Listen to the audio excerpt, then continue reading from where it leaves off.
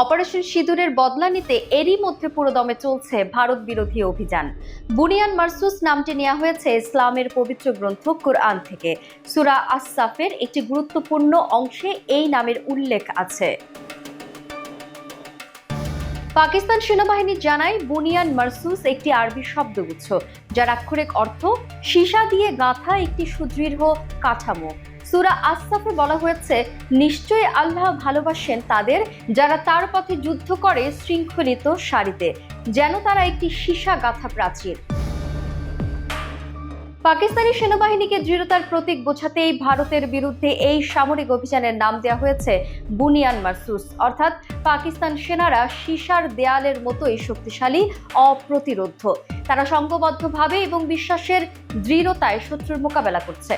বিশ্লেষকদের মতে এই নামটি শুধু একটি সামরিক কৌশলের ইঙ্গিত নয়, বরং এর মাধ্যমে একটি ধর্মীয় ও আদর্শিক বার্তাও বহন করা হচ্ছে, যা পাকিস্তানের অভ্যন্তরীণ মনোবল এবং মুসলিম বিশ্বের প্রতি এক প্রতীকী আহ্বান।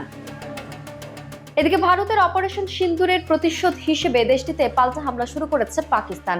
ইতোমধ্যে ভারত শাসিত জম্মু কাশ্মীরের উধমপুরের ডিব্বার এলাকায় একাধিক বিস্ফোরণের খবর পাওয়া গেছে। পাকিস্তানের রাষ্ট্রীয় টেলিভিশন ও ISPR দাবি করেছে, ভারত তাদের 3টি বিমান ঘাঁটিতে ক্ষেপণাস্ত্র হামলা করেছে। এর জবাবে ভারতের পাঠানকোট, উধমপুর সহ বিভিন্ন সামরিক লক্ষ্যবস্তুতে হামলা চালিয়েছে ইসলামাবাদ। পাকিস্তান সেনাদের হামলার পর জম্মু কাশ্মীরে এখন পুরোপুরি ব্ল্যাক আউট চলছে।